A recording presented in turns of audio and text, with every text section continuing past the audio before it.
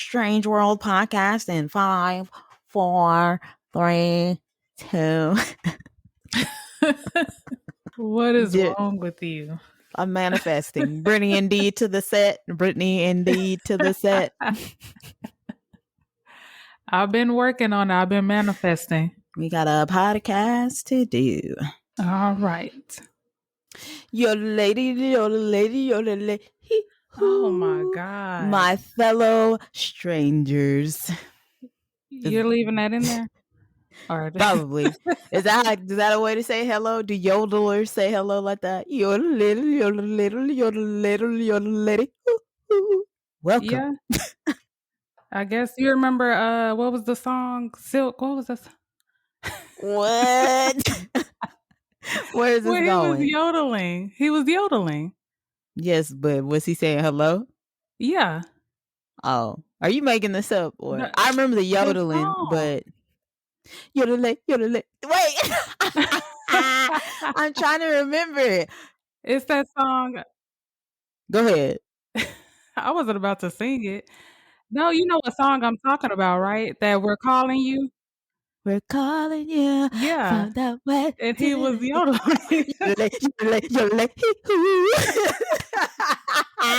So there we go. I was right. It's a call. It's a call. So yodelay who strangers. You are yelling. Oh my bad. It's a call. So yodelay and you sit up here talking about you were low strangers. Energy.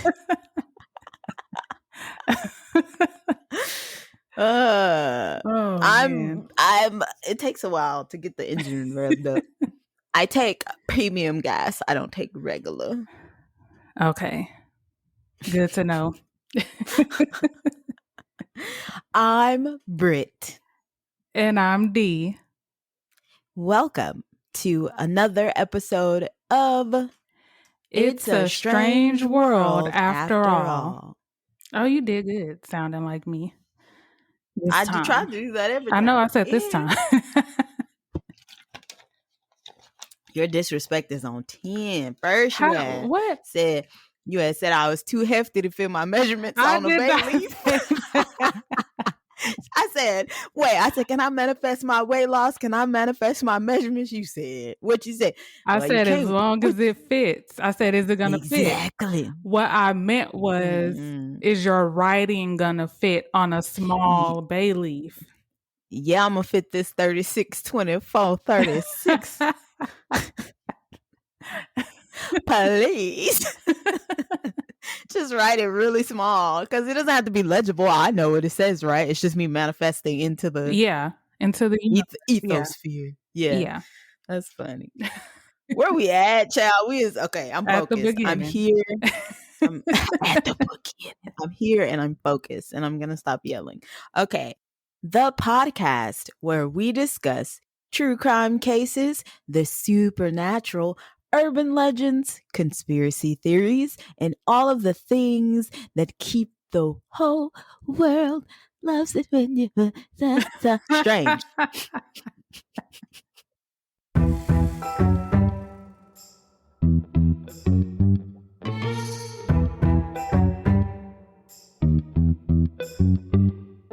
Due to the nature of today's episode, I wanted to share a quote taken directly from the Prison Fellowship page.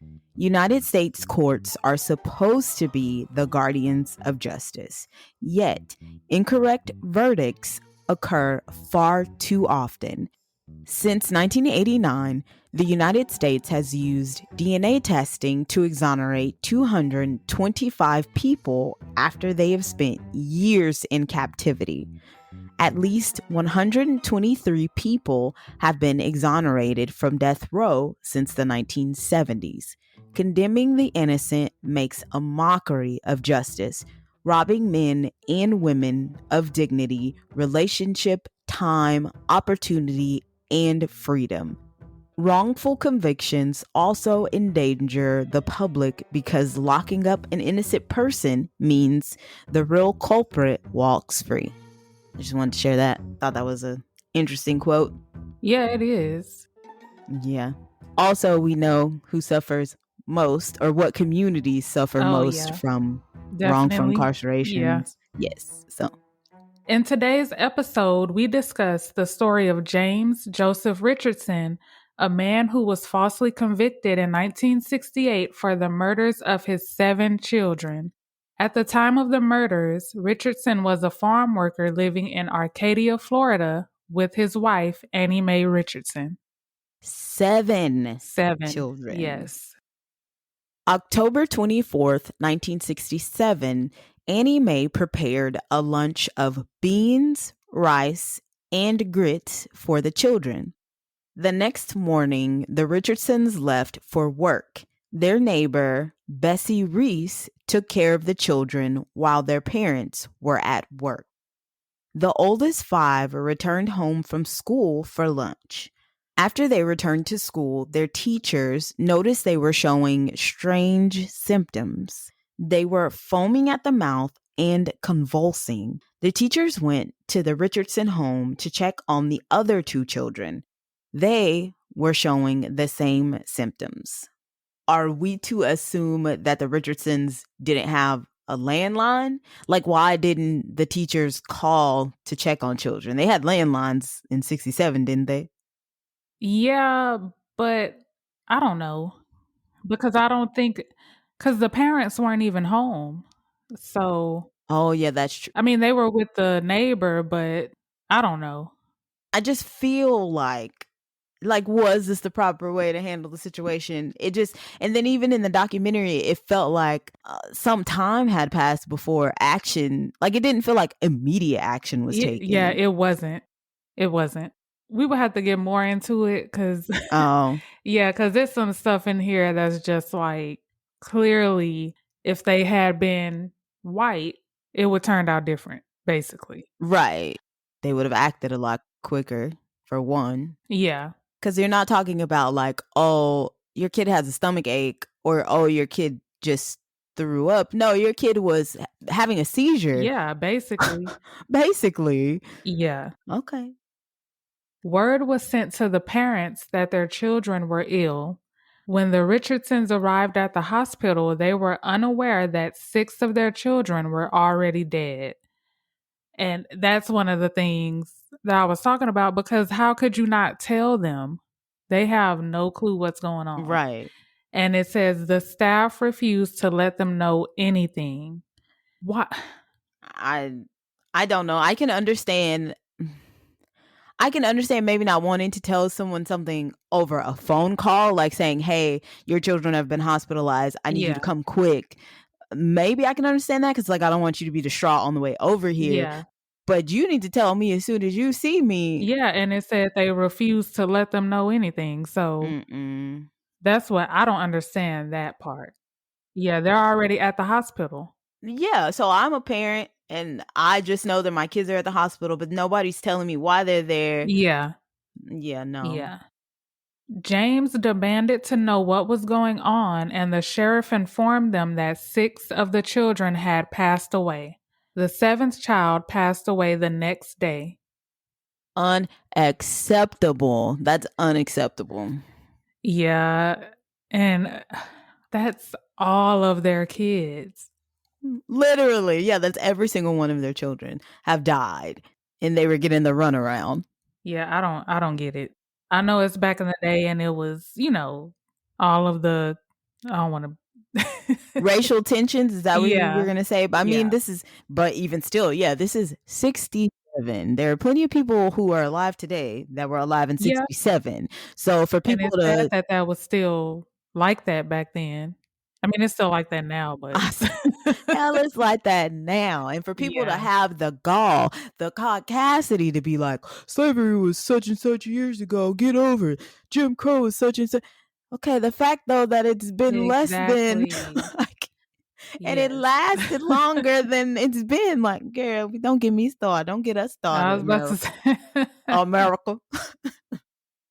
Joseph H. Minahan of the Arcadia Police Department was the first officer to arrive at the hospital. After determining that all the children were from the same family, he headed to the Richardsons' home to search for any poison. He found nothing in the apartment except for insect spray, and he didn't believe it could have been the cause of the children's poisoning. Initially, I'd said, I wonder why he thought this, because I didn't realize that it was insect spray. I was thinking it was like, what is that, like borax or like the powder? Oh, yeah. Yeah. And I was like, why wouldn't he think that anyone was capable of using it for poisoning? But I guess since it was bug spray, I don't know, maybe he felt, what did he like? He felt like it wasn't strong enough to affect a human? Yeah, I think so, Okay. yeah. Unless you like spraying it in the food or something. I was going to say, yeah, because how do you get, if they're made like they are now, how would you have gotten the top open? Like, you know how off spray is like, you Yeah. know what I'm talking about? Like air Yeah, fresheners? I would just imagine that you would just spray it on the food. I don't know. Oh, yeah. Cause like then you would be able the kids would have been able to smell it. Smell it. I was thinking that. Yeah. Okay, I'll give him that. I'm not going to bang on the police yet in this episode. Yeah. Yet. Not Obviously, yet. they're going to get banged on, obviously. Arcadia Police Chief Richard Bernard and DeSoto County Sheriff Frank Klein examined the apartment next. Bernard and Klein went into the apartment and noticed a strong smell but no sign of any poison.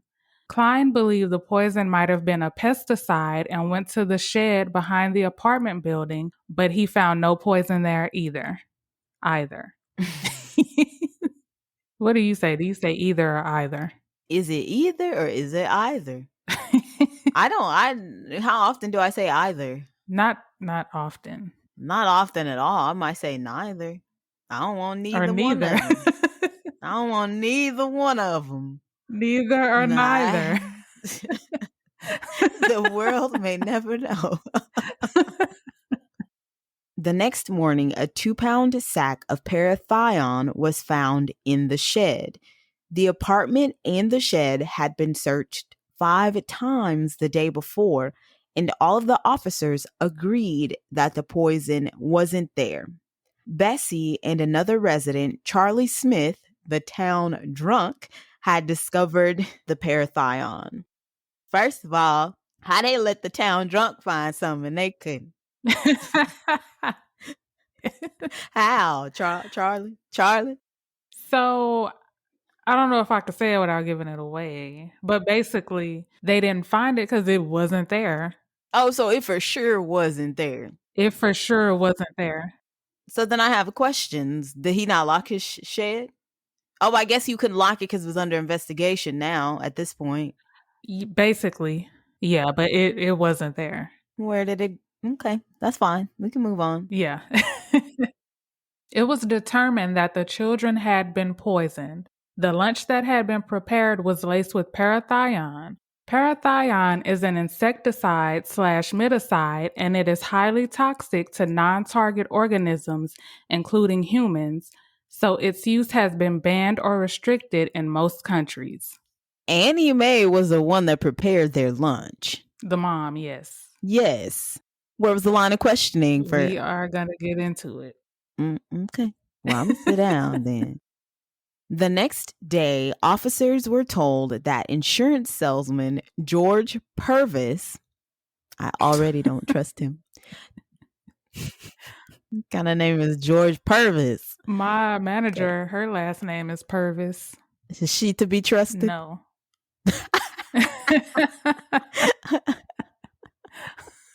Exactly my point. I don't want to go to no insurance salesman, car salesman, law offices of Purvis. No offense if your last name is Purvis.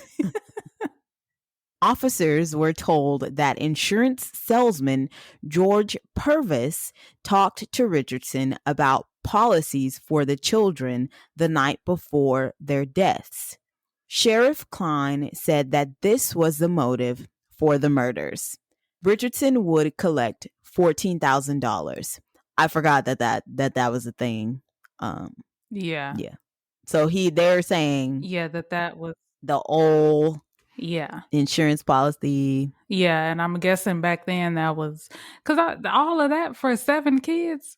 I mean, not all of that, but that little. All of that, because you have to deal with the heartbreak of losing, unless you are I hate crazy. Unless you are a psychopath of some Yeah. sort, there would be some sort of remorse. So yes, going through all of that, and I thought about that too. I looked it up what $14,000 was worth Yeah. in like that time period, so 1960s, late 60s. It estimated $113,000. It estimated exactly $113,000 $113,884.55. Oh. But still, that's not a I mean, it's a lot of money back then, but it's not because that's for 7 kids. Now you can get that much for one person. You get more than that for one person. Yeah. Not don't do it though. But I mean, if you're gonna kill your no, kids, no, I'm no. just kidding. In all seriousness, no, that does not seem like enough Yeah. money. And I ain't trying to be funny, honey, but it is rare that a black person is finna. I might Yeah. leave you somewhere with your grandmas or something like that. Yeah. 7? Mm-mm. The children's funeral was held that Sunday. National news magazines, TV, and radio networks covered the funeral. This put Sheriff Klein at the center of nationwide attention. So basically, what you see a lot in cases like these, where someone's wrongfully convicted, he was under like a lot of stress or pressure Yeah, to figure out who committed these was responsible. murders. Yeah, Okay. and that's when things get rushed, and they pretty much just make. Well, we'll get into it. 2 days after the funeral, Richardson was arrested and charged with first-degree murder. This meant that if he was convicted, he would face the death penalty. Can you imagine? He's already grieving because he lost all of his All of children. his kids, yes. And then even the funeral, like from pictures that I've seen, it was for it to be back then, it was a lot. Like it was cameras everywhere. Yeah. It was a lot. It was a media frenzy. Yeah. Yeah. You know, you have to deal with that and you're trying to grieve and bury your kids and you got to deal with all of that, all the reporters. And then 2 days after that, you get arrested. Ugh. And know that you can face the death penalty. Yes. Mm-mm. From the start, Richardson's lawyer, John S. Robinson, was concerned over the media coverage of the case. He believed the case was being handled unfairly because the judge constantly claimed that Richardson was guilty. This reminds me of Trial by Media or Trial by Media. Oh, Not yeah, that trial. show. Yes. It's on Netflix and it shines a light on different high profile trials and how the media may have impacted the verdicts. So I'm recommending that. I'm also going to put it in the episode details, but that's what this immediately reminded me of. Yep. Richardson was adamant that he did not kill his kids because he loved them so much. Richardson said that Sheriff Klein called him the N-word and questioned him in a very mean way every day. So he was intimidating him. Yeah. And why he got to be an N-word? This, again, this was the South. This was the 60s. So that was basically pretty much probably an everyday thing, sadly. They would actually put the pictures of lynchings Yes. in the paper. Yes. Yeah. They used to, if you don't know this, you don't know it today. They used to send postcards. I was in humanities and we had to, like you study art, we had to study a postcard of a lynching in Dallas, Texas. The first lines was something on the lines like, "Ooh, we had ourselves a barbecue today." I was like, what in the world? They kids just sitting on picnic blankets, eating, watching just a body burn. Like, what in the world? But bet you hang up a puppy. Let somebody hang up a puppy and set it on fire. It's over. You see how they did God. Michael Vick? Oh my God. Have you watched this documentary? No, Oh I haven't watched it yet. It's so good. I don't know. I recommend that too. I'm gonna recommend that too. What Watch is that on? Is it on on ESPN. Don't they have their own app? Yeah. Yeah. All right, good. Yeah. I can find it so I can watch it. The trial began on May 27th, 1968, at the Lee County Courthouse. All of the jurors were white. Richardson's lawyer challenged this numerous times but was unable to secure a different jury. One of the jurors said, "It looks to me like the state didn't have much of a case, and although there's a good amount of doubt in my mind as to what happened, all Negroes lie anyway." He was just out in the open. He didn't have no problem saying that. So, and he was one of the jurors. Let's yes, you should have said a lot. It yes. looks to me like the state of He basically was like, "Oh, maybe he didn't do it, but they lie anyway, so he did it." baby boop. Them's is fighting words. That's what I put in my. Them's is fighting words. And stuff like this happens all too often. Them giving him an all white jury. They did something like this. For example, in the Rodney King trial, remember they were going to have it in LA because that's where it happened, but then they moved it to like another, I can't remember the city, like another town over that was predominantly white, so his jury was predominantly white. No justice, no peace. No peace. No crooked police or jurors. Just after a 5-day trial, the jury deliberated for about 2 hours and found James Richardson guilty, and he was sentenced to death. 4 years later, the U.S. Supreme Court outlawed the death penalty, and his sentence was commuted to 25 years to life. I don't even know what to say. It took them 2 hours. I couldn't even get it out. 2 hours, yeah. And this is going back to when they barely even did an investigation. So you remember when I was saying it comes back to the poison? Mm-hmm. Clearly, why didn't anybody mention that? Because the poison was not there when they searched. They searched 5 times. So why didn't that come up? And I'm not a lawyer. I watch enough, crime shows, whatever. But wouldn't you question, like you said, the fact that you couldn't find it the day before? So it's like, okay, they could have hid it. But then, why would it return the following day? Like, and then you have the town drunk who found it. How?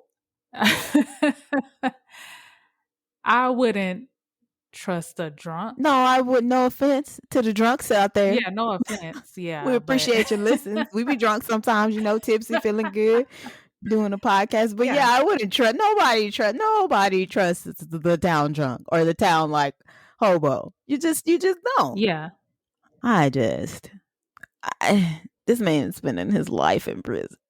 Yeah. And like you said, there wasn't really much evidence brought forth. It was literally like you have a man and a wife. His kids died. They all died from poisoning.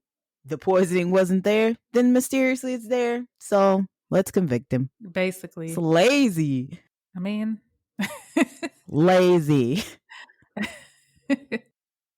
In 1988, lawyers for Richardson, including Mark Lane, sought a new trial. His lawyer said that the original prosecutor knew that Richardson's children had never been insured. He couldn't even afford the policy.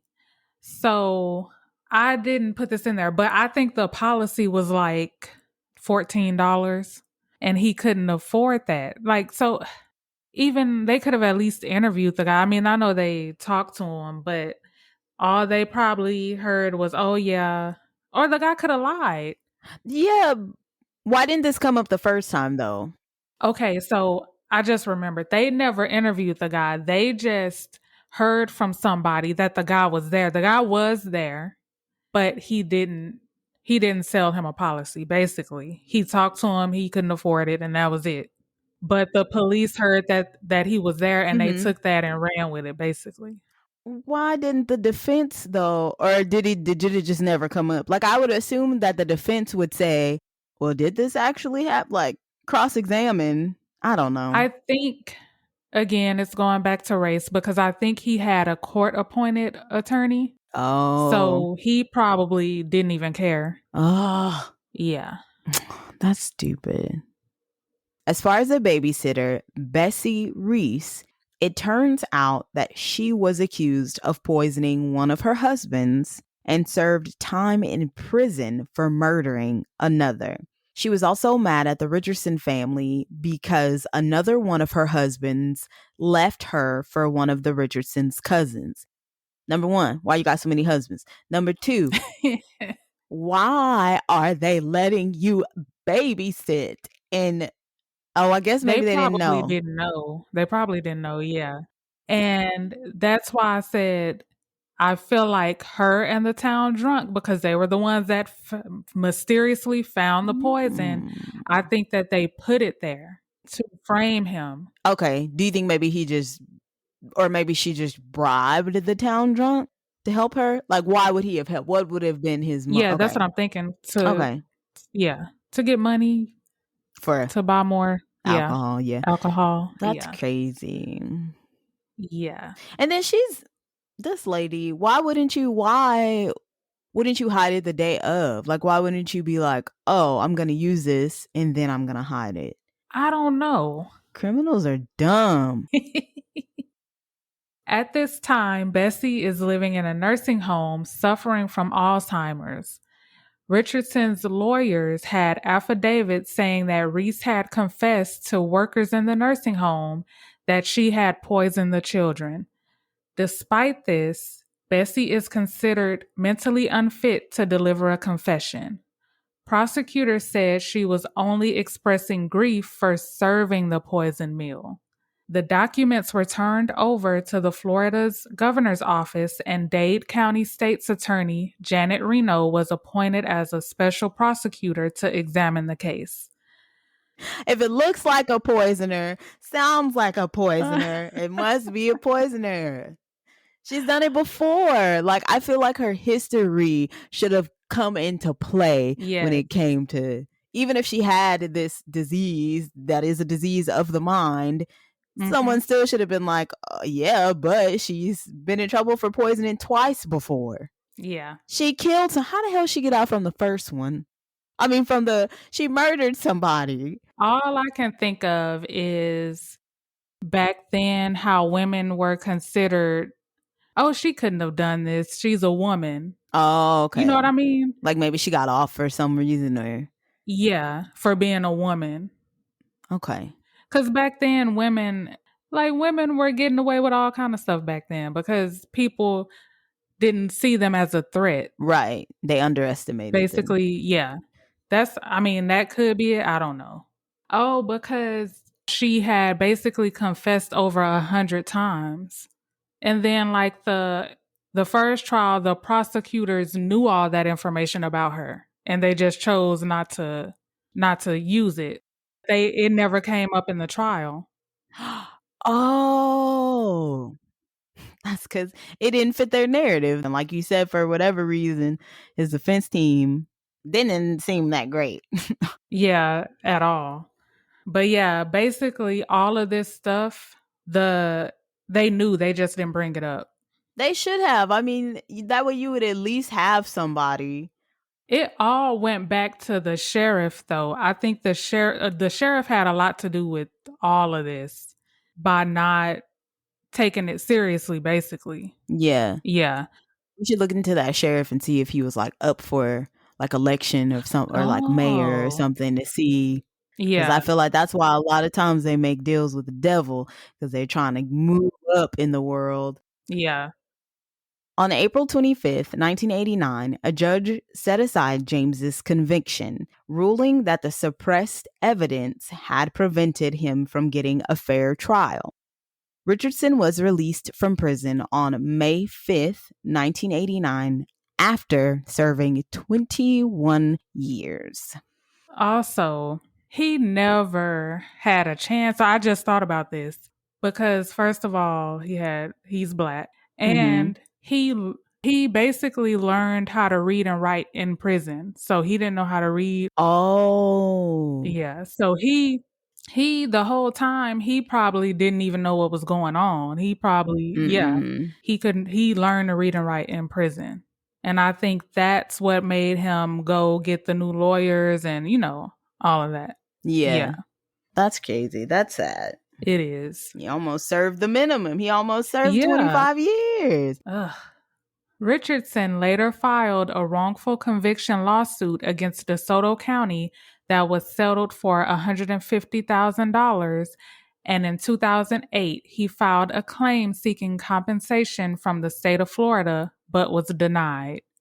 June of 2019, Florida Governor Rick Scott signed a bill authorizing payment of more than $1 million to Richardson. As of recently, he hasn't received any money. He's still alive? Yeah, he should be. I think let me see. Let me Google him. I believe he is. He is 85. Okay. And he's married. And he still haven't received any money. No. And fun fact, when he got out, he was homeless and Dick Gregory took him in.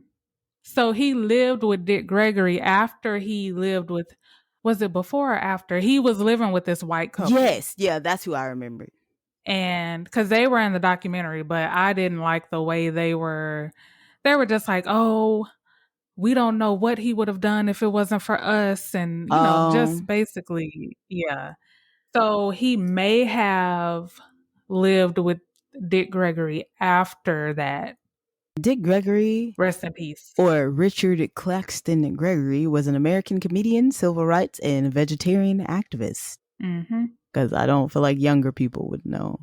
Really? Oh. Who Dick Gregory is. Yeah. As I always say, all of this could have been avoided if they would have just done their job, interview people. How does a bag of poison all of a sudden appear out of nowhere? Why not question the town drunk? I was going to say, I wonder, I'm sure they probably did question him. I'm wondering what the line of questioning was, though. Either way, he should not have been credible, because I'm pretty sure he was drunk when they were interviewing. No, so all of this could have been avoided. I also still wonder why Annie Mae, but I guess the same, well, I turned my head. I also wonder why Annie Mae was not a suspect, or I guess that's a whole thing of they didn't feel like she could be capable of killing her children. Had to do with race. Here's this black man, all his kids died. He had to have done it. She black, ain't she? Yeah, but she's a woman.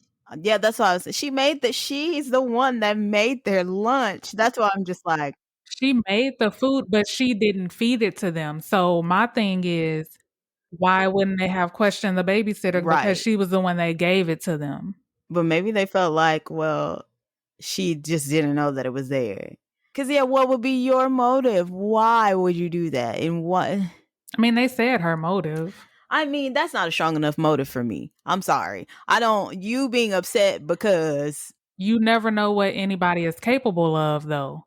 You crazy. She was crazy then. That's not. Because people have done stuff like that over smaller things. I'm going to start calling motives excuses then, because that's an excuse. If I murder 50 people and I say, oh, somebody cut me off on the freeway. No, those people were not on the freeway with you. Those people had nothing to do with it. What was wrong is you had some childhood trauma that you did not work out. You maybe were triggered, or you had some sort of PTSD, or you were just dealing with some mental health issues. Yeah, because what do they have to do with her husband cheating on her with one of their cousins? Nothing. I guess it's the family, but I don't know. It's the same family. I don't know. And obviously you found another husband before, and then you killed him. So. And poisoned another one. She didn't kill that one. She poisoned one of them and killed the other one. So you've had multiple husbands, and something has happened to every one of them. Well, that's all, folks. Be sure to follow us on Instagram at It's a Strange World Podcast and on Twitter at Pod Strange World. Also on Facebook at It's a Strange World After All. Yes, we would love to hear from you. Tell us what you think about this case. Also, if there is anything in the world of strange you would like us to cover, let us know. Even if you just want to say hello, hello, hello there. Oh, also, I'm gonna, like I said, put the website link for where I got the quote from in the beginning of the episode. I'm also gonna put a link to the Equal Justice Initiative if you just want to read more about stuff like this. Also, because of course it's still happening today, so get you some resources out there, especially if you are white. Get your resources on. You gotta educate yourself. That way you can't be like, that way you can't be like, I saw boys in the hood. I didn't know, Martin. I didn't know. You're not gonna hear me what I didn't know in 2021. Oh man. Carl. Okay. Thank you for tuning into another episode of It's a Strange World After All. And thank you so much for keeping it strange with us. Bye. Bye. Thank you. Bye. See, I was good today. I deserve a cookie. I didn't say nothing slide.